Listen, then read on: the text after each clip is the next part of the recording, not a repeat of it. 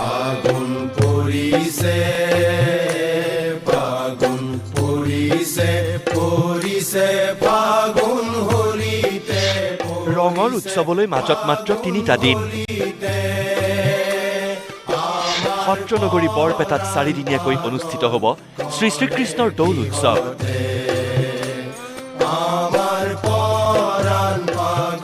সত্ৰৰ হাতীয়ে হাতীয়ে চলিছে হোলী গীতৰ আখৰা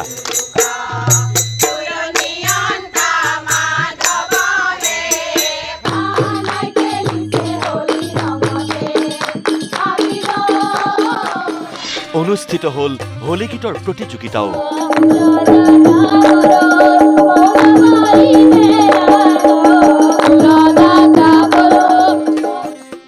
শ্ৰী শ্ৰীকৃষ্ণৰ দৌল উৎসৱক লৈ সত্ৰনগৰী বৰপেটাবাসীৰ উলাহে নধৰা হিয়া 4 দিনীয়াকৈ পালন কৰিবলগীয়া ফলগোৎসৱক লৈ উখল মাখল সমগ্ৰ বৰপেটা 13 মাৰ্চত গোন্ধ উৎসৱেৰে আৰম্ভ হ'ব দৌল উৎসৱৰ 14 আৰু 15 তাৰিখে পালন কৰা হ'ব ঘৰদৌল আৰু 16 তাৰিখে ৰঙৰ উৎসৱ কুঁৱেৰী পালনেৰে অন্ত পৰিব শ্ৰী শ্ৰীকৃষ্ণৰ দৌল উৎসৱৰ ফলগোৎসৱৰ প্ৰাক মুহূৰ্তত বৰপেটা সত্ৰৰ প্ৰতিটো হাতীত হোলী গীতৰ মূৰ্ছনা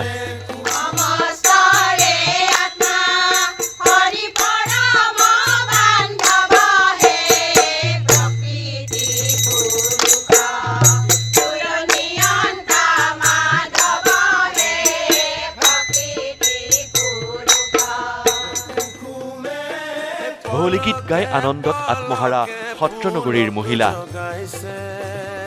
এইদৰেই হাতীয়ে হাতীয়ে চলিছে পুৰুষ মহিলাৰ হোলী গীতৰ আখৰা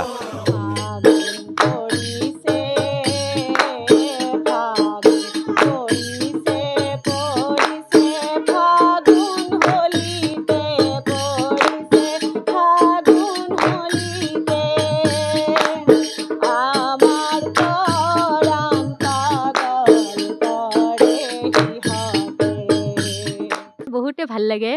আমি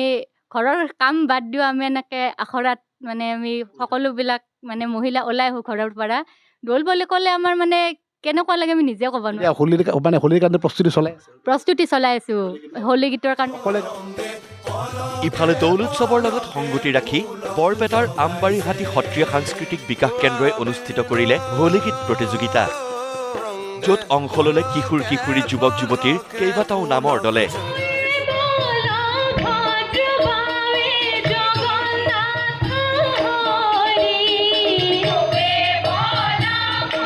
হোলী গীতেৰে মুখৰিত হ'ল বৰপেটাৰ আকাশ বতাহ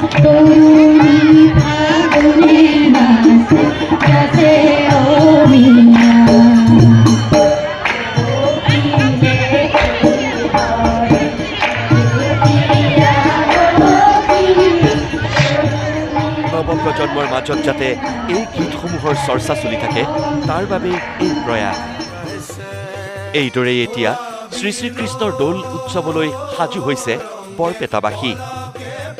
কেমেৰা পাৰ্চন ধীৰাজৰ সৈতে বৰপেটাৰ পৰা নৱজিত বায়ন নিউজ লাইভ